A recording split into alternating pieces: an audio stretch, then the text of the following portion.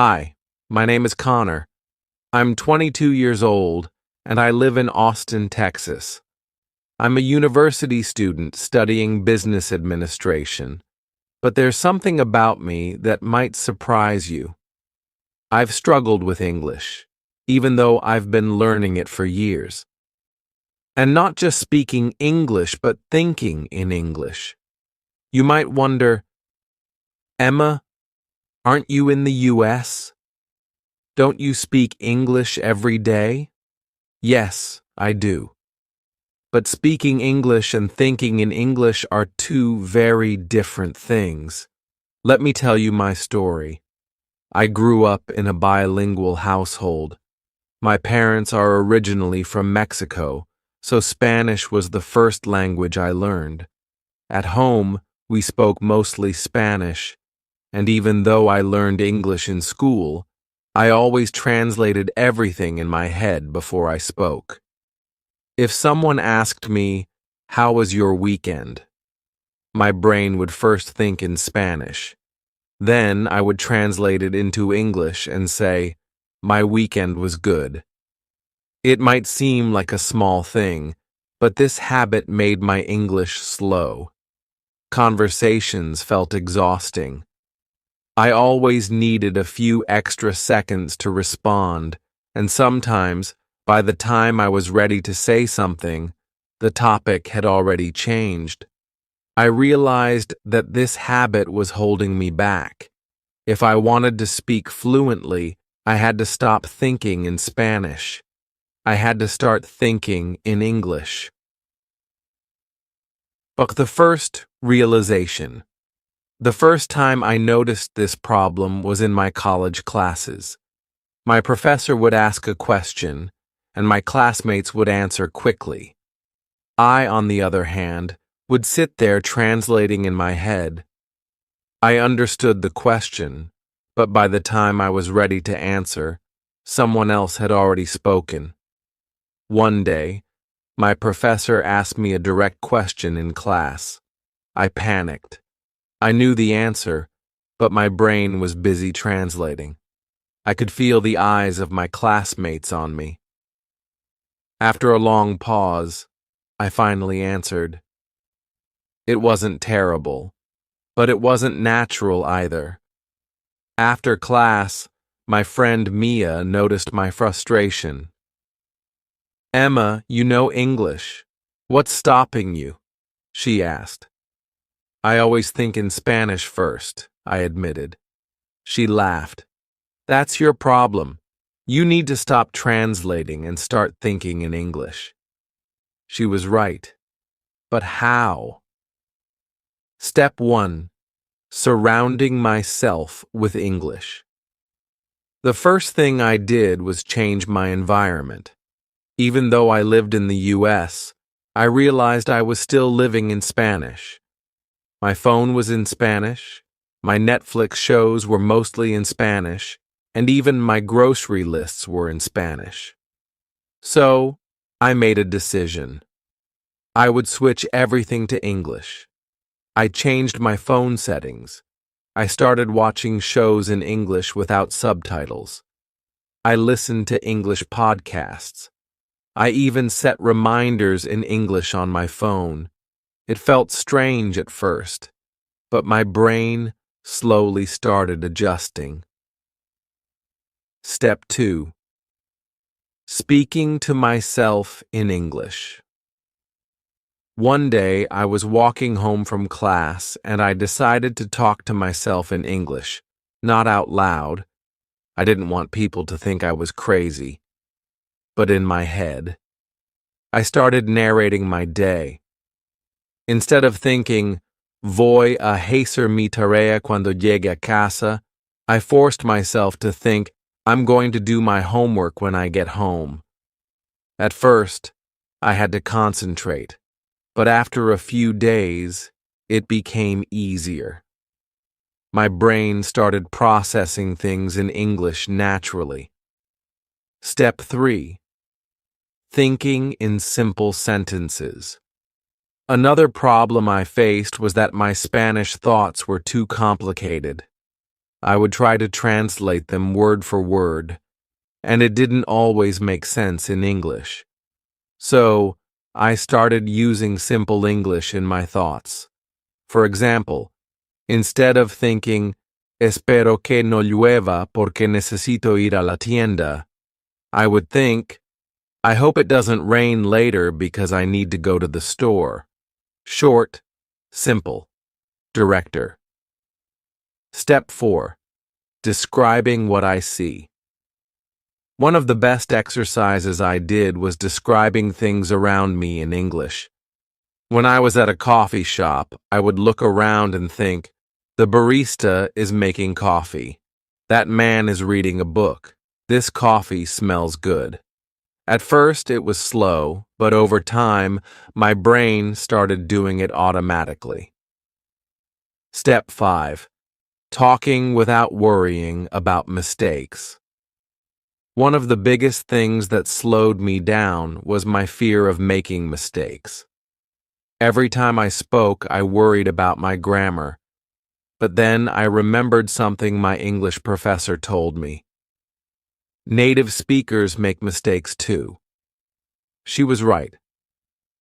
I had heard my American friends say things like, me and my friend went to the store, which isn't grammatically correct, but people still say it. I realized that fluency is more important than perfection. So, I started speaking without overthinking. If I made a mistake, I kept going. And something amazing happened. I became more confident. The turning point. A few months later, I had a big moment. I was in a group discussion in one of my classes. The professor asked a question, and before I even realized it, I answered without translating in my head. It was natural. It was automatic. The journey never stops. After that moment in class, I felt a new level of confidence. But the journey to thinking in English didn't stop there. I had to keep practicing, keep pushing myself, and keep challenging my mind. One of the biggest tests came when I had to give a presentation in front of my entire class. Public speaking is scary for most people, but for me, it was even harder. My brain was still adjusting, and I was afraid that, under pressure, I might go back to translating in my head. So, I prepared differently this time. Instead of writing my speech in Spanish and then translating it, I forced myself to write everything directly in English. I practiced out loud, recorded myself speaking, and listened back. On the day of the presentation, I was nervous, but something incredible happened. When I stood in front of the class, I started speaking without thinking about Spanish at all. The words just came naturally. I wasn't just speaking English, I was thinking in English, without fear, without hesitation. That moment made me realize that learning a language is not just about words and grammar, it's about changing the way you think. Overcoming challenges. Of course, there were still challenges. Sometimes, when I was tired, my brain wanted to go back to Spanish, and there were moments when I still felt stuck on certain words. But instead of getting frustrated, I reminded myself, this is normal. I started keeping a small notebook where I wrote down words or phrases that I struggled with. Every night before bed, I would review them. Little by little, those words became part of my natural thoughts. Another challenge was speaking with native speakers who talked too fast. At first, I felt overwhelmed, but I developed a strategy. Instead of trying to understand every single word, I focused on the context. For example, if someone said, "Hey, want to grab a bite?" I didn't stop to think, what does grab a bite mean exactly? Instead, I understood from the situation that they were inviting me to eat. This mindset helped me stop overanalyzing and just go with the flow. The moment I knew I had changed. A few months after my journey started, something funny happened. I was walking through campus, texting my friend, when I suddenly realized I had written the whole message in English without even thinking about Spanish. I stopped for a second. I wasn't translating. I wasn't hesitating. My brain had fully switched to English. That was the moment I knew I had finally trained my mind to think in English. Thinking in English isn't about being perfect. It's about making English a natural part of your life. If you're struggling right now, don't worry. It takes time, but it's possible. Just remember, stop translating in your head. Surround yourself with English every day. Talk to yourself in English. Use simple sentences and grow from there. Accept that mistakes are part of learning. If you keep practicing, one day you'll realize that your brain has made the switch, just like mine did. The power of patience and persistence. After I realized my brain had started thinking in English, I felt proud. But I also knew that this was just the beginning. Learning a language is not something you do once and then stop. It's a continuous journey. Even after making so much progress, I still had moments when my mind would switch back to Spanish, especially when I was tired or stressed. At first, I was frustrated. Why am I still thinking in Spanish sometimes? But then I reminded myself, this is normal. Our brains are naturally wired to go back to the language we are most comfortable with. That's why I had to be consistent. So, I created a daily routine to make sure I didn't lose my progress. My daily routine to keep thinking in English. Every day, I made sure to practice in small but effective ways. Morning routine in English. As soon as I woke up, I narrated my morning in English. I need to brush my teeth. I'll make some coffee. I have a class at 10 a.m. This set my brain in English mode for the day. Writing my thoughts. Before bed, I would write a short journal entry in English about my day. It didn't have to be perfect, but it helped me process my thoughts in English before sleeping. Speaking English, even when alone. Whenever I was alone, I practiced speaking out loud. If I was driving, I would talk about what I saw on the road. If I was cooking, I would say, "Now I'm cutting the onions. This smells amazing." English-only conversations. I told my friends and classmates that I wanted to practice more. So, even when I was with my Spanish-speaking friends, we challenged each other to speak only in English for at least 30 minutes. Using English to solve problems. If I was thinking about something stressful, like an assignment or an important decision, I forced myself to think through the problem in English. It helped me train my brain to handle even complex thoughts in English. These small steps made a huge difference. The first dream in English. One of the craziest moments in my journey was the first time I dreamed in English. I remember waking up feeling shocked. My entire dream had been in English. I had spoken in English, and even the people in my dream were speaking in English. That's when I knew my brain had truly adapted. It didn't mean that I would never think in Spanish again, but it showed me that my efforts were working. Helping others who struggle with the same problem. After going through this journey, I started noticing that many people around me were struggling with the same thing, especially international students at my university. One day, I met a girl named Sophia who had recently moved from Colombia. She was fluent in English, but she told me she still thought in Spanish all the time. I smiled and said, "I used to be exactly like you." I shared my story with her, and she was shocked. "But you sound so natural in English," she said. "Because I trained my brain," I told her. "You can do it too."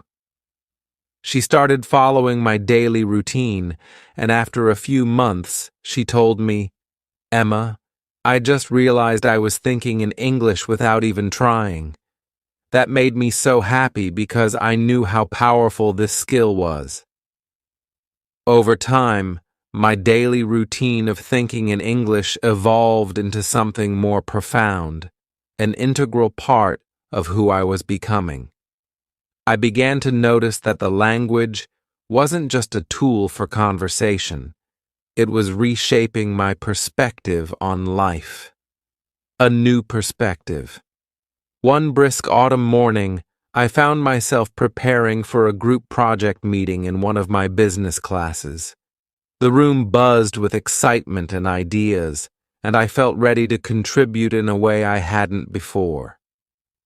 During the brainstorming session, when others hesitated or fumbled for words, my thoughts flowed naturally in English. I blurted out, "What if we use digital storytelling to connect with our audience on a more personal level?" The suggestion wasn't rehearsed or meticulously translated. It was pure, spontaneous creativity. The group fell silent for a moment before erupting into discussion. In that instant, I realized that my inner voice, once burdened by constant translation, had become a powerful asset. Testing my fluency. Soon after that pivotal meeting, an opportunity presented itself that would further test and refine my newfound fluency. I secured an internship at a thriving startup in Austin, a company known for its innovative approach and fast-paced environment.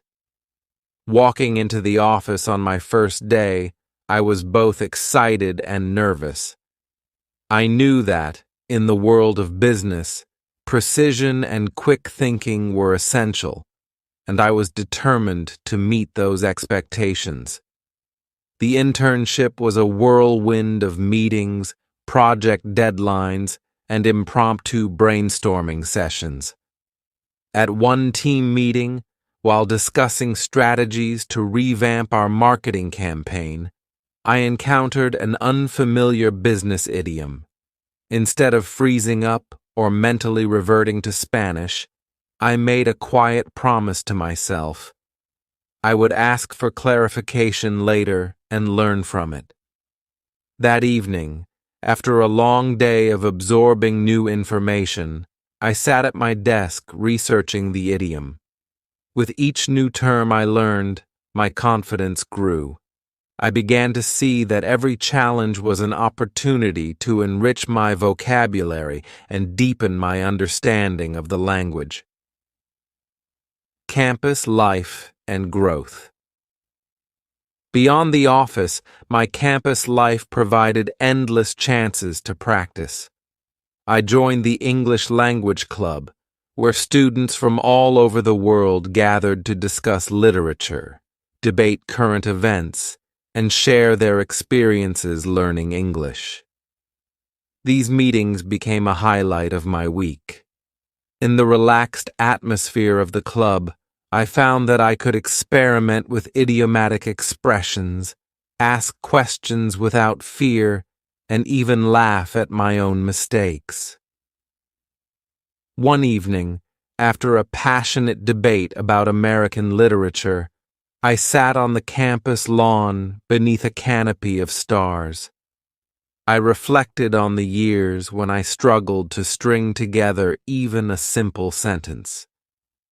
Now, not only was I fluent, but I was also able to articulate my opinions and feelings with ease. It was a moment of quiet triumph, a reminder that every small step along the way had led me to this place of confidence and clarity. Embracing duality. I also began to appreciate that thinking in English didn't mean abandoning my roots. Even as my mind increasingly operated in English, the rich tapestry of my cultural heritage remained with me. I still dreamed in Spanish sometimes, and on quiet days, I would catch myself switching effortlessly between the two languages. This duality wasn't a weakness. Rather, it was a strength that allowed me to see the world through multiple perspectives. I realized that being bilingual gave me a unique ability to connect with people from diverse backgrounds, and that versatility was something to be celebrated. A leadership challenge. At the office, during yet another busy week, I was tasked with leading a small project team. We had to develop a proposal for a new client, and I was responsible for organizing our ideas and ensuring that every team member felt heard. In that role, I found that my internal dialogue in English helped me structure my thoughts clearly and assertively. I started jotting down ideas on a whiteboard, explaining each point with clarity. When the client visited for a preliminary meeting, I confidently presented our proposal. The presentation flowed naturally, and I answered questions with a newfound ease that impressed not only my colleagues, but also the client. That day, I realized that thinking in English had become a cornerstone of my professional identity. Even as my confidence soared, there were moments when old habits crept in. Late at night, while studying for an exam or working on a challenging project, I sometimes found myself drifting into familiar Spanish expressions. In those instances, I'd pause and gently steer my thoughts back, reminding myself of all the progress I had made. I kept a small notebook in my backpack where I jotted down new phrases or expressions that I encountered during the day. Each note was a small victory, a tangible record of my ongoing journey. Reviewing those notes became a nightly ritual that reinforced my commitment to learning and adapting. Reflecting on my journey, I began to see that the transformation wasn't solely about mastering a language. It was about evolving as a person. The process taught me patience, resilience, and the courage to step out of my comfort zone. Every conversation, every meeting, every moment of self-doubt I overcame contributed to the mosaic of my personal growth. I learned that it wasn't about erasing my past, but about weaving it into a broader narrative that embraced both my heritage and my aspirations. Now, as I move forward in both my academic and professional life, I carry with me the confidence of a mind that has learned to think in English, a confidence that opens doors, fosters creativity, and builds bridges between cultures. I look back on my early struggles with gratitude because they set me on a path to discover the limitless possibilities of language and self-expression. In the quiet moments, when I find myself reflecting on the path I've traveled, I smile at the thought of all those little breakthroughs, each one a testament to perseverance and the transformative power of language. I know that there will always be new challenges ahead, new expressions to master, and new cultural nuances to understand. But now I embrace them with open arms, confident that my inner dialogue will continue to evolve, carrying me toward even greater horizons.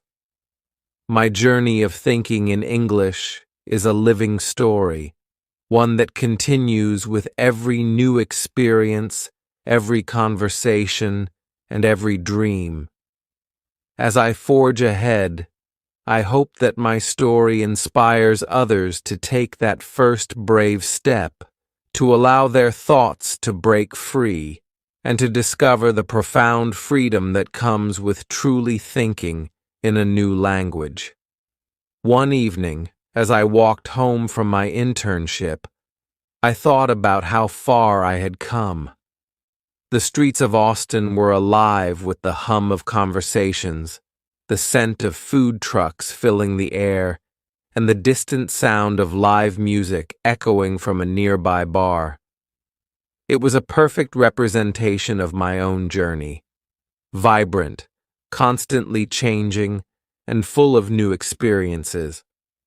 I stopped by a small cafe near my apartment to grab a coffee. While waiting in line, I overheard a group of international students struggling to order in English. Their words were hesitant, their accents thick with uncertainty. I saw a younger version of myself in them, nervous, afraid of making mistakes. Without thinking, I stepped forward and smiled at them. "Hey, are you guys new here?" I asked gently. They looked at me, a bit surprised but relieved that someone was speaking to them in a way that felt welcoming. One of the students, a girl with dark curly hair, nodded. "Yes, we just arrived last week. English is hard," she admitted with a small laugh. I smiled, understanding her completely. "I know exactly how you feel. I used to be just like you." Their eyes widened. "But you sound so natural," another student, a boy from Korea, said. "Trust me, it wasn't always this way," I assured them. "I struggled a lot, but I found ways to train my brain to think in English, and once I did that, everything became easier." They were curious, and as we waited for our drinks, I shared some of my experiences. I told them about my routine, how I narrated my day in English, how I challenged myself to think in English even when no one was around. They listened eagerly, nodding at each tip I gave them. When our drinks were ready, the girl, whose name was Anna, hesitated before saying, "Thank you for talking to us. It helps to know that someone else has been through this." I smiled warmly. "You're not alone. It just takes time, but one day you'll realize you're thinking in English without even trying." As I walked back to my apartment, I felt something deep inside me, something I hadn't fully recognized before.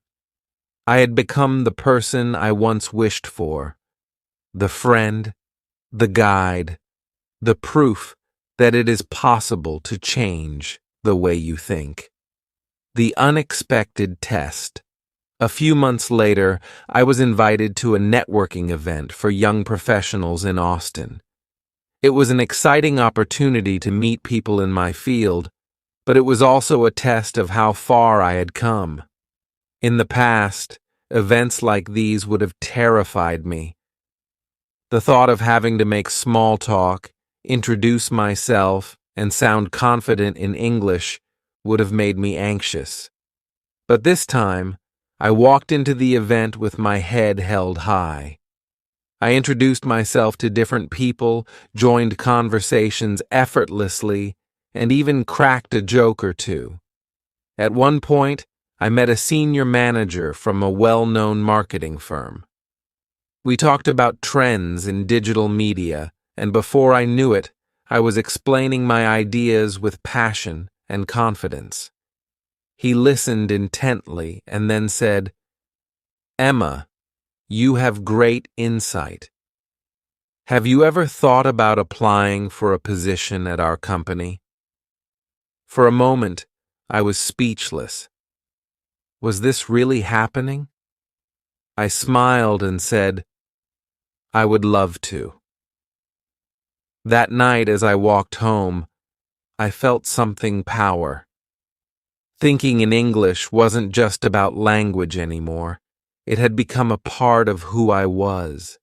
It had given me confidence, opportunities, and a way to connect with people I never would have met otherwise. In the months that followed, my world began to transform in ways I had never imagined. Every day became a blend of new challenges and small victories, each one a testament to how far I had come. I remember one evening, after a long day juggling classes, my internship, and community volunteering, I found myself sitting alone in the campus garden. The dusk painted the sky with hues of purple and orange as I watched a group of students laugh and share stories. In that quiet moment, I realized that thinking in English wasn't just about fluency. It had become a bridge to connect with people, ideas, and a world that was constantly evolving around me. That realization hit me hard when I was invited to a local cultural fair in Austin. The fair was a vibrant celebration of our diverse community, where food, music, and art from all corners of the globe came together. I was tasked with assisting at a booth that promoted bilingual education, a cause close to my heart.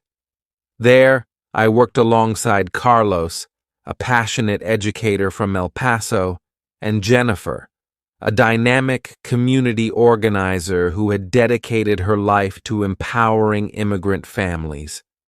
Together, we engaged visitors in conversation, answered questions, and shared stories about our experiences with language and identity.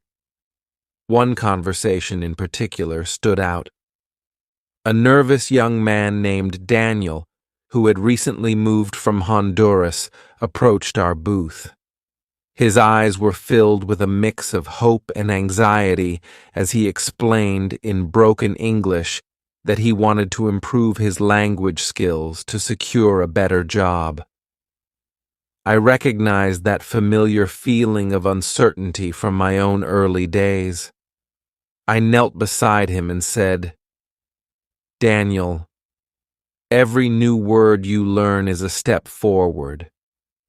I remember the fear I felt when I first tried to think in English, but every mistake made me stronger." His smile that day, shy yet determined, reminded me that every challenge was a chance to grow and that I, too, was growing with every passing moment. At the same time, my academic life was taking on new dimensions. In class discussions, I no longer hesitated or second-guessed my words. Instead, I contributed with clarity and conviction, often finding that my ability to think quickly in English gave me a unique perspective on complex problems. My professors noticed the difference too. Professor Jacobs, who had long been my mentor, once told me, "Emma, your journey has taught you that language is more than grammar or vocabulary. It's about expressing your truth." His words resonated deeply with me, reinforcing the idea that my bilingualism was not a hindrance, but a powerful tool that enriched every facet of my life. balancing these new responsibilities was not always easy. There were nights when the weight of expectations, academic deadlines, work projects, and community commitments seemed overwhelming. I often found solace in my journal, a quiet sanctuary where I could reflect on both my triumphs and my struggles. In the pages of that journal, I wrote about moments of doubt when my thoughts slipped back into Spanish, and about the fierce determination it took to steer myself back into English. Over time, I began to see these instances not as setbacks, but as natural parts of my learning process. They were reminders that growth often comes with moments of vulnerability.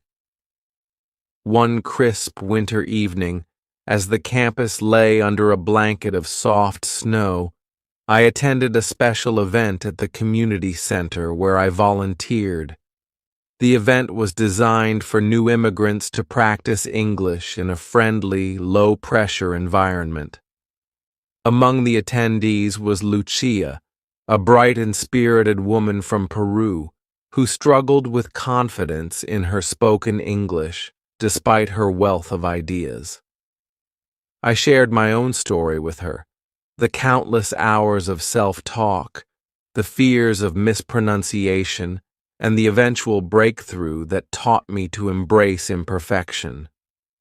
Lucia's eyes lit up with a mix of relief and newfound determination. "Maybe," she said softly, "I can finally stop worrying so much and just speak." That simple exchange reinforced my belief that the power of language lies not in flawless delivery, but in the courage to express oneself authentically. As spring approached, life continued to offer both challenges and unexpected opportunities. A few weeks after the fair, I received an invitation to speak at a local panel discussion on bilingual education and cultural identity. The thought of addressing an audience comprising educators, students, and community leaders both excited and terrified me. I spent countless hours preparing, not only by refining my speech in English, but by ensuring that my words resonated with the heart of my experiences. On the day of the panel, as I stood before the crowd, I felt a rush of adrenaline mixed with calm confidence. I spoke about my journey, from a hesitant translator in my own mind to someone who now lived and breathed English every day. I talked about the struggles, the late nights of self-doubt, and the eventual realization that language is a living, evolving part of who we are. The applause that followed was not just for the words I had spoken, but for the journey I represented, a journey of persistence, self-discovery, and the transformative power of embracing a new way of thinking. That day, after the event, I took a long walk along the tree-lined streets of my neighborhood. The cool breeze whispered promises of change and growth. I thought about my parents, who had always spoken to me in Spanish, and how their love and support had laid the foundation for my success. I felt a deep sense of gratitude for both sides of my identity, the comfort of my native language and the bold adventure of thinking in English. In that balance, I had found a strength that allowed me to navigate the complexities of life with greater ease. Every experience, every conversation, and every moment of self-doubt had converged to create a mosaic of resilience and transformation. I knew that there would always be days when my thoughts slipped back into Spanish, days when the familiar rhythm of my native tongue would resurface. But I also understood that each of those moments was an integral part of my journey, a reminder of where I had come from and how far I had traveled. Today, as I continue to walk this path, I embrace every aspect of my bilingual identity. I no longer see thinking in English as a goal to be achieved, but as an ever-evolving process that enriches my perspective and connects me to a world of infinite possibilities. With every conversation, every new word learned, and every moment of shared understanding, I celebrate the unique blend of languages that shapes who I am. And so my story goes on, a journey of learning, of growing, and of daring to express the deepest parts of my soul in a language that once seemed so distant. It is a story that reminds me, and perhaps others, that true progress is not measured by the absence of mistakes, but by the willingness to keep moving forward, to keep embracing the beauty of expression, and to keep believing in the transformative power of language. In the following months, life unfolded in unexpected ways that deepened my connection with English and, more importantly, with myself. Every morning, as I sipped my coffee on the small balcony of my apartment in Austin, I would reflect on the new challenges the day might bring. I was no longer just a student navigating college classes or juggling an internship. My world had expanded to include mentoring, public speaking, and even creative projects that merged my personal experiences with my passion for language. One crisp April morning, I received an invitation to attend a regional conference on bilingual education and cultural identity in New York City. The invitation came from Karen Smith, a respected professor of linguistics, whom I had met during one of my university workshops. Karen had told me that she was compiling stories about language learning for an upcoming publication, and that my journey was one of the most inspiring examples she had encountered. The thought of sharing my story with a larger audience filled me with both excitement and nervous anticipation.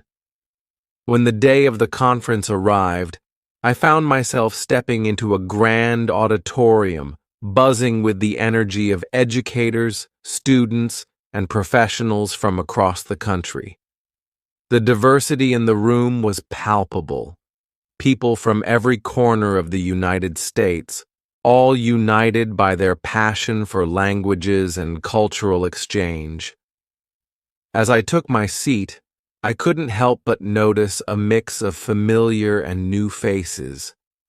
There was Mia, an old friend from college who had also embraced her bilingual roots, and several others whose eyes sparkled with the same determination that had once defined my own struggle. During one panel session, I was invited to speak about my experience of transitioning from a mind that constantly translated to one that thought directly in English. I took a deep breath and stepped up to the microphone. In that moment, I realized that all the late-night journal entries, the countless hours of self-talk in English, and the moments of doubt had led me to this very stage. I recounted how I had once hesitated in class, worried that every word had to be perfect, and how, over time, I learned to let go of the fear of mistakes. I shared practical tips, like narrating my day in English and jotting down challenging phrases that had helped me along the way. The response was overwhelming. After my talk, a young woman named Elena approached me, her eyes filled with gratitude as she whispered, "Hearing your story has given me hope. I've always felt trapped in my translations, but now I see that I can break free too. That conversation marked a turning point for me. It was a reminder that my journey wasn't just about language. It was about empowerment and connection. Over the next few weeks in New York, I met with educators, fellow students, and even professionals who were eager to learn how they could apply similar strategies in their own lives. I spent long afternoons in quiet coffee shops discussing innovative language programs and the power of immersive environments with people like Daniel, a tech entrepreneur who had struggled with language barriers in his own career, and Sophia, a community organizer from Boston with a passion for cultural inclusion. Back in Austin, the lessons I learned in New York began to ripple through every aspect of my life. I launched a small workshop series on thinking in English at my university.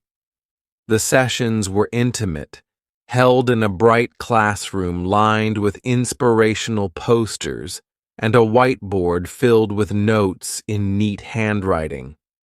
I invited students from various backgrounds: Anna, who had always hesitated to speak up in class; Ahmed, whose quiet brilliance shone through his written essays; and even Lucia, who had once doubted her ability to express herself in English. Together, we practiced speaking without fear, shared our personal challenges, and celebrated every small victory. One particularly memorable afternoon during one of our workshops, I introduced a simple exercise. I asked everyone to describe an object in the room, be it the old wooden desk or the potted plant in the corner, in as much detail as possible, solely in English. As each person took their turn, I watched how their confidence blossomed. The exercise wasn't just about vocabulary or grammar, it was about trusting their inner voice. When Anna described the desk with a mix of humor and poetic insight, the room burst into applause. That moment, like so many others, reminded me of the transformative power of thinking directly in a new language. Amid these professional and community endeavors, life continued to weave in moments of personal growth. I still found time to nurture my creative side, picking up a pen in the quiet hours of the night to write short stories and reflections. In one such story, I recounted the memory of a rainy afternoon when I sat by my window in Austin, the patter of rain against the glass mirroring the rhythm of my thoughts. In that solitude, I had a revelation. While English had become the language of my aspirations and public life, Spanish remained the language of my heart, a reminder of my heritage, my family, and the comforting cadence of my childhood. This duality wasn't a conflict. It was a harmonious blend that enriched my perspective. I began to incorporate both languages into my writing, crafting bilingual poems that celebrated the beauty of cultural intersections. One evening, as I strolled through a lively downtown street fair in Austin, I encountered a familiar scene. A group of new international students hesitating at a food stall, unsure how to order. I couldn't help but smile at the memory of my own early struggles. Approaching them gently, I struck up a conversation in English, offering to help. Their faces lit up with relief, and soon we were laughing and sharing stories about our first days in the United States. One of them, a bright-eyed student named Javier from Argentina, confided that hearing me speak so confidently made him believe that he, too, could overcome his linguistic fears. It was in these moments that I truly understood. My journey was not just about me. It was a shared experience, a ripple effect that could inspire countless others. As summer approached, I found myself reflecting on the winding road that had brought me to this point. Every challenge, every stumble, every breakthrough had taught me something invaluable. I remembered the sleepless nights spent correcting my internal translations, the anxiety before class discussions, and the small triumph of finally dreaming in English. More than just acquiring a new language, I had discovered a way to express my authentic self, unburdened by the constant need to convert my thoughts. I started envisioning a future where my bilingual abilities could pave the way for broader social impact. I began researching programs that supported immigrant youth in integrating into American society through language and storytelling. I dreamed of establishing a community center where students could come together to share their narratives, learn from each other, and celebrate the diverse threads that wove the fabric of our nation. In many ways, my journey of thinking in English was evolving into a mission, a commitment to empower others to find their voices, no matter the language they spoke. One crisp fall evening, as I walked along the tree-lined streets of Austin, the gentle rustle of leaves underfoot reminded me of the ever-changing seasons of life. I paused at a small park bench and took out my journal. With careful, deliberate strokes, I wrote down my thoughts, not just as a record of my progress, but as a beacon for those who might one day walk a similar path. I wrote about the importance of perseverance, the beauty of cultural duality, and the boundless potential that comes with embracing a new way of thinking. In that quiet moment, I felt a profound connection to everyone who had ever struggled to express themselves, regardless of the language. Today, my journey continues. With every new day, every conversation, and every story shared, I still face moments of self-doubt, when the old habits of translating silently creep in during times of stress. But now I see those moments for what they truly are. Reminders of a past that made me who I am, and stepping stones toward a future filled with endless possibilities. Looking back, I realized that learning to think in English was not merely a linguistic achievement. It was a journey of self-discovery, resilience, and connection. It taught me that language is more than a set of words. It is a living, breathing expression of our identities. As I continue to navigate the complexities of life as a bilingual woman in the United States, I carry with me the certainty that every challenge is an opportunity, every conversation a bridge, and every word a step toward a brighter, more inclusive future. Below is a comprehensive list of tips and tricks to help you start thinking in English. Each strategy is explained in detail to help you incorporate them into your daily life. 1. Immerse yourself in an English environment or what it means. Surround yourself with English in every part of your day. This doesn't just mean listening to music or watching movies. It's about making English the primary language you interact with. Oh, how to do it. Change your device settings. Set your phone, computer, and apps to English. Consume English media.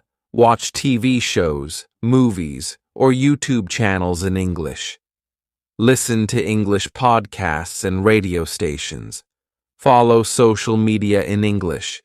Subscribe to English-speaking influencers, news outlets, or hobby groups.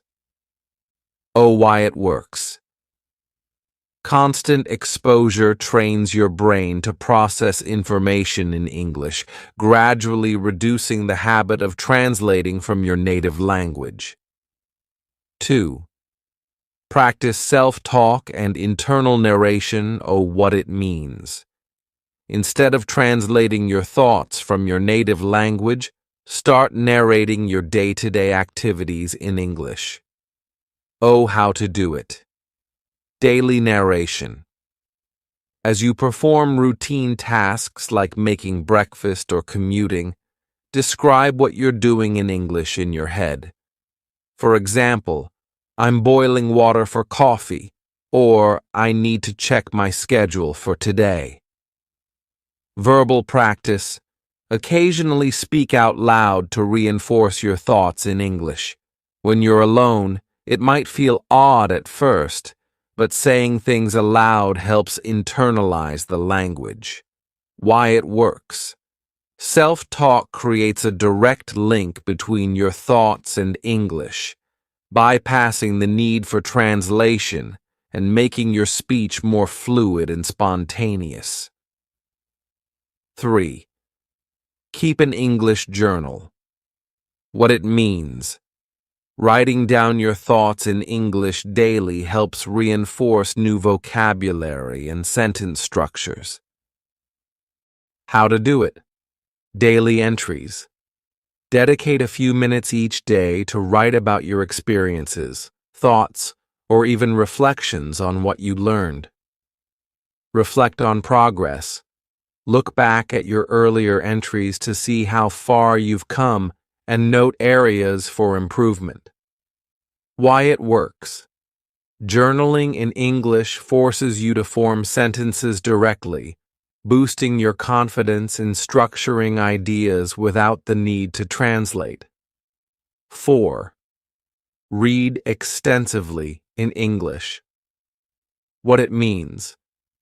Regular reading exposes you to different writing styles, vocabulary, and grammatical structures. How to do it. Choose varied content. Mix up reading fiction, nonfiction, newspapers, blogs, or academic articles. Highlight and note new words. When you come across unfamiliar words, highlight them, look up their meanings, and try to use them in your writing or conversation. Why it works. Reading not only builds your vocabulary, but also helps you see the natural flow of English, which can then influence your own internal monologue. 5. Engage in active listening. What it means. Active listening involves focusing on how native speakers use English in different contexts. How to do it. Watch and listen. Use videos, podcasts, or audiobooks. Try to mimic the intonation, rhythm, and phrasing of the speakers. Shadowing technique. Listen to short segments and then try to repeat them word for word. This exercise helps train your ear and reinforces natural sentence structures. Why it works? Listening carefully helps your brain recognize natural patterns in spoken English, making it easier to think and speak in the language naturally. 6. Avoid over-translating. What it means. Stop converting every thought from your native language into English. Instead, learn to formulate thoughts directly in English. How to do it. Use simple sentences. Start with basic sentences to describe your thoughts. Gradually, you can add complexity as you become more comfortable. Set specific challenges. For example, Challenge yourself to think in English for a set period each day or during certain activities. Why it works. This practice trains your mind to work directly in English, reducing delays or pauses in conversation caused by mental translation. 7. Interact with native speakers. What it means. Engaging in real conversations with native speakers accelerates your learning and helps you pick up nuances that textbooks might miss. How to do it. Language exchange programs. Join local meetups or online language exchange communities. Participate in discussions. Whether in a classroom, community workshop, or online forum, engaging in English conversations will push you to think on your feet. Why it works. Real interactions force you to respond naturally in English, reinforcing your internal dialogue and boosting your confidence in using the language. 8. Utilize technology and language apps. What it means. Modern apps and online platforms can provide structured practice and interactive ways to engage with English. How to do it. Apps. Use language learning apps that focus on conversation and vocabulary building, such as Duolingo, Memrise, or Babbel. Voice recordings. Record yourself speaking and listen back to identify areas for improvement. Many apps also offer pronunciation practice with instant feedback. Why it works. Technology offers immediate practice and feedback, which helps you refine your thinking and speaking processes in English. 9. Create visual reminders. What it means. Visual cues can help reinforce your language learning journey by constantly exposing you to English. How to do it. Sticky notes. Place notes on everyday items, e.g., door, fridge, with their English names. Visual storyboards. Create a visual diary or mind map of your day-to-day activities in English.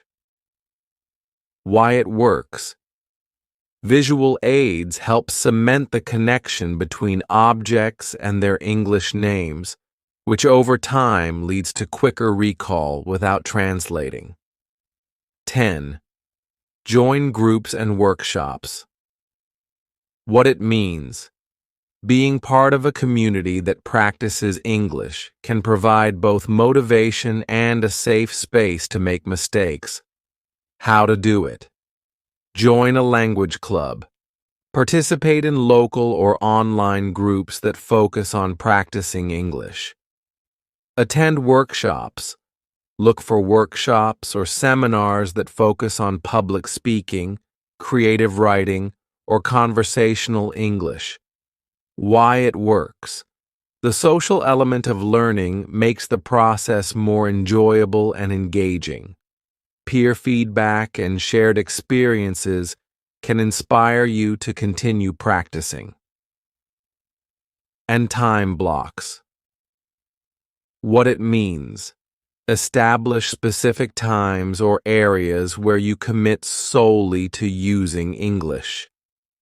This method creates a mental boundary that encourages your brain to operate in English without interference from your native language. How to do it. Time blocks.